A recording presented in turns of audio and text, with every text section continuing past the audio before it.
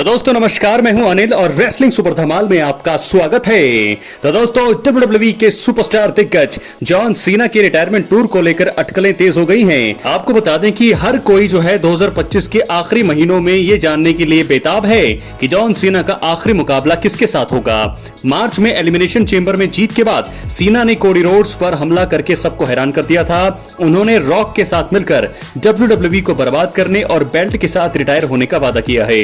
WrestleMania 41 में उन्होंने अपनी 17 टाइम चैंपियनशिप जीती है। सीएम पंक और रैंडी ऑर्टन के खिलाफ सफल टाइटल डिफेंस के बाद सीना का सामना समरस्लैम में एक बार फिर कोडी रोड से होगा। अब खबर सामने आ रही है कि दिसंबर 2025 में उनका आखिरी मुकाबला गुंथर के साथ हो सकता है, जो उनके होम टाउन बोस्टन में आयोजित होने की उम्मीद है। तो दोस्तों ऐसे में बहुत ही दिलचस्प ये मुकाबला होगा अगर ऐसा होता है, क्योंकि जॉन सीना को आखिरी मुकाबले में मिलेगा अगर ये खूंखार रेसलर गुंथर आ गया सामने, तो मैं आपको बता दूं बहुत ही तगड़ा ये मुकाबला होने की उम्मीद है। जॉन सीना का WWE करियर 23 साल लंबा रहा है, जिसमें उन्होंने 2306 मैच खेले हैं। इनमें से 1809 में उन्हें जीत मिली है, जो कि 78.4% की प्रभावशाली जीत दर है। उन्हें 440 मैचों में हार का सामना करना पड़ा है। दोस्तों ये आंकड़े उनके पूरे करियर में उनके दबदबे को दर्शाते हैं।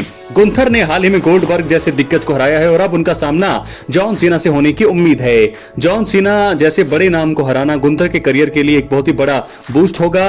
हालांकि अभी तक कुछ भी आधिकारिक तौर पर पुष्टि हुई नहीं है, लेकिन गुंथर का WWE के दिग्गजों को रिटायर करने का सिलसिला जारी है, जिसमें इस मुकाबले की संभावना और भी ज्यादा बढ़ जाती है। दोस्तों जॉन सीना ने साफ कर दिया है कि उनका ये आखिरी साल होगा। 23 साल तक WWE में रहने के बाद जॉन सीना एक शानदार विदाई के हकदार हैं। फिलहाल वो अनडिस्प्यूटेड WWE चैंपियन है और फैंस को उन्हें साल के आखिर तक बेल्ट बरकरार रखने में कोई दिक्कत नहीं होगी।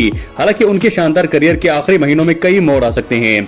WWE के अधिकारी जॉन सीना को सम्मान देने और नई पीढ़ी के सुपरस्टार्स को आगे बढ़ाने के लिए के बीच जो है संतुलन बनाने की कोशिश कर रही है। समर स्लैम में फैंस की नजरें जॉन सीना और उनके संभावित विरोधियों पर होंगी, जिनमें गुंथर मुझे लगता है सबसे आगे है। और जॉन सीना वर्सेस गुंथर मुकाबला अगर होता है तो मुझे ऐसा लगता है कि जैसे गोल्डबर्ग को रिटायर करने के लिए यहाँ पर गुंथर को जिताया गया है, जो कि एक शानदार विदाई हुई है गोल्डबर्ग की, मुझे लगता है कि जॉन सीना के सामने भी गुंथर ही आने चाहिए। और वैसे भी ये मुकाबला होना चाहिए, क्योंकि आज के टाइम के गुंथर सबसे ताकतवर, सबसे डोमिनेटिंग सुपरस्टार हैं। और जब से वो WWE में आए हैं तब से वो चैंपियनशिप ही उनके पास रही है मैक्सिमम टाइम, चाहे वो इंटरकॉन्टिनेंटल चैंपियनशिप हो, चाहे वो अब वर्ल्ड हैवीवेट चैंपियनशिप हो। तो गुंथर का दबदबा ये दर्शाता है कि वो इस समय टॉप के सुपरस्टार हैं WWE की दुनिया में। जॉन सीना का मुकाबला उनके साथ तो बनता भी है, क्योंकि दोनों ही टॉप क्लास बड़े सुपरस्टार हैं। जॉन सीना दिग्गज हैं, तो ऐसे में गुंथर के साथ अगर उनका मुकाबला होता है तो गुंथर को बहुत बड़ा बूस्ट मिलेगा। और साथ के साथ जॉन सीना का जो करियर है उनमें एक और बड़े जो है प्रभावशाली रेसलर का नाम उसमें जुड़ जाएगा, जिसमें गुंथर होंगे। तो गुंथर ने अभी भी हाल ही में गोल्डबर्ग को हराकर उन्हें रिटायर किया है, तो क्या अब वो जॉन सीना को भी रिटायर करने वाले हैं? दोस्तों बहुत सारे सवाल हैं, बहुत सारे जवाब उनको देने हैं। WWE को कैसे प्लानिंग होगी जॉन सीना की? गोल्डबर्ग तो रिटायर हो चुके हैं, हमने गुड बाय कर दिया है, थैंक यू बोल दिया है गोल्डबर्ग को, लेकिन अब बारी आ रही है धीरे धीरे जॉन सीना की। आखिर के कुछ महीने बचे हैं, 4 से 5 महीने, तो 4 से 5 महीने आखिरी हैं। क्या होने वाला है अपनी राय कमेंट बॉक्स में जरूर दें। अगर जॉन सीना गुंथर मुकाबला होता है तो कौन जीतेगा, अपनी राय कमेंट बॉक्स में जरूर दें। इसके बाद हम बढ़ेंगे अपनी अगली स्टोरी, अपनी अगली खबर की ओर, जो जुड़ी है एवोल्यूशन 2। दोस्तों कल एवोल्यूशन 2 का जो होने वाला है प्रीमियम लाइव इवेंट, जिसमें जितने भी वुमेन्स सुपरस्टार हैं WWE की, चाहे वो NXT से हैं, रॉ से हैं, स्मैकडाउन से हैं, सभी जो है कल नजर आने वाली है एवोल्यूशन में। वुमेन्स डिवीजन का दूसरा ये जो है मुकाबला होगा। और यहां से आपको बता दें कि बहुत सारी चीजें आने वाली है WWE की दुनिया में। कौन सी सुपरस्टार आगे बढ़ेंगे, बात करेंगे हम प्रेडिक्शन की। एकदम जल्दी से प्रेडिक्शन करते हैं। तो दोस्तों यहां पर Tiffany Stratton versus Trish stratus, कौन जीतेगा इस मुकाबले में? मैं आपको बता दूं इसमें जीत होगी, मेरी प्रेडिक्शन है कि टिफनी करेंगी रिटेन अपने टाइटल को। उसके बाद दूसरा जो मुकाबला होने वाला है वो NXT चैंपियनशिप के लिए होगा। और NXT चैंपियनशिप के लिए यह मुकाबला मुझे लगता है कि आराम से, हालांकि मैं इतना NXT को फॉलो नहीं करता हूं, लेकिन फिर भी मुझे लगता है कि चैंपियन अपने टाइटल को रिटेन करेंगी। तो क्या है आपकी राय, अपनी राय कमेंट बॉक्स में जरूर दें।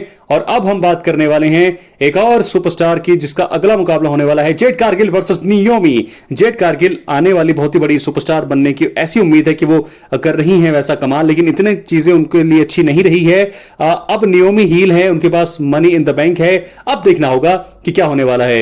तो मुझे लगता है कि यहां पर जीतेंगी नियोमी। इसके बाद होगा ट्रिपल सेट मुकाबला इंटरकॉन्टिनेंटल चैंपियनशिप के लिए। और दोस्तों आपको बता दें बेकी लिंच अपने टाइटल को डिफेंड करने वाली हैं लायरा वेल्किरिया और बेली के खिलाफ। कौन जीतने वाला है इस मुकाबले को अपनी राय कमेंट बॉक्स में जरूर दें। मुझे लगता है बेकी लिंच करेंगी रिटेन। उसके बाद होगा हमारा मेन इवेंट मुकाबला इयो स्काई वर्सेस रिया रिप्ली।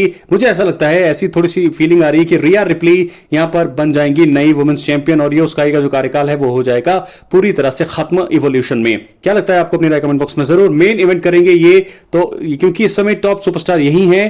इयो स्काई वुमेन चैंपियन है और रिया रिप्ली का दबदबा हम सब ने देखा ही है, तो ऐसे में मुझे लगता है ये जीतेगा। और बैटल रॉयल में कौन जीतने वाला है, यहां पर नाम लिया जा रहा है निक्की बेला जीत सकती हैं बैटल रॉयल जीत सकती हैं। अगर पेज आती है पेज या फिर एजे ली का नाम लिया जा रहा है, तो ये सारी वुमेन सुपरस्टार जो है यहां पर जीत सकती हैं। क्या होने वाला है अपनी राय कमेंट बॉक्स में जरूर दें। तो दोस्तों इसके बाद आखिर में अब हम बात करने वाले हैं, जो हमारे वीडियो और हमारे चैनल्स में सब लोग यही बोलते हैं कि रोमन रेंस की बातें सबसे ज्यादा होती है, तो दोस्तों बिल्कुल होंगी, क्योंकि मौजूदा समय में सब लोग ये जानना चाहते हैं कि रोमन रेंस का स्टेटस क्या है, रोमन रेंस क्या करने वाले हैं, रोमन रेंस कब आएंगे डब्ल्यूडब्ल्यूई में, रोमन रेंस कब रिटायर होंगे, क्या चल रहा है, ये सभी जानना चाहते हैं। इसलिए मैं जो हूं सबसे ज्यादा बात करता हूं रोमन रेंस की। दोस्तों धीरे धीरे जब ये इसका प्यार मुझे मिलेगा तो रोमन रेंस के अलावा हर एक चीज की मैं बात करूंगा जो ट्रेंडिंग होगा, क्योंकि मुझे लगता है कि ट्रेंडिंग जो चीजें हैं वो सबसे पहले लोगों को पता होनी चाहिए। पुरानी बातें तो सभी करते हैं कि आप जो है सबसे ज्यादा वीडियो रोमन रेंस के बारे में ही बनाते हैं, लेकिन बहुत मेन चीजें जो है उनको पता नहीं है।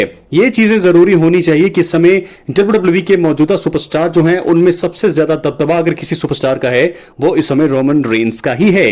बहुत सारे और भी सुपरस्टार है, Cody Rhodes, Randy Orton, John Cena, Gunther, Jimmy Uso, Jey Uso, Solo Sikoa, Jacob Fatu, बहुत सारे सुपरस्टार्स हैं। सबके बारे में बात दोस्तों तभी मैं करता हूं जब वो लगता है कि ज्यादा जरूरी है।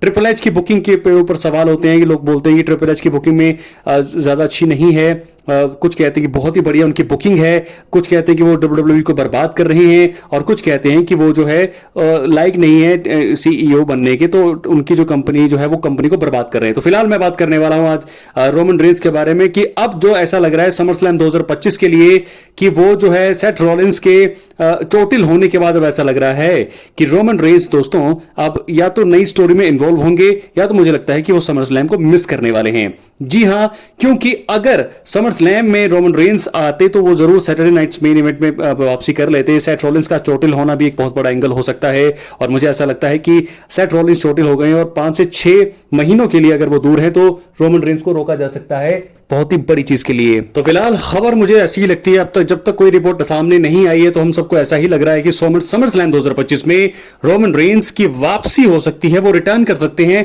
लेकिन उनका मुकाबला नहीं हो सकता है।